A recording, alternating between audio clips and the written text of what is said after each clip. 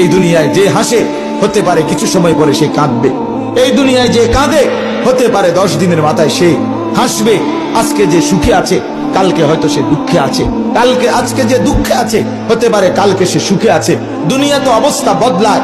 তিলকাল আইয়ামু নুদাভিলুহা বাইনান নাস, আল্লাহ বলেন আমি মানুষের মাঝে অবস্থা বদলাই দুনিয়ায়, কিন্তু আখিরাতে বদলাবে না।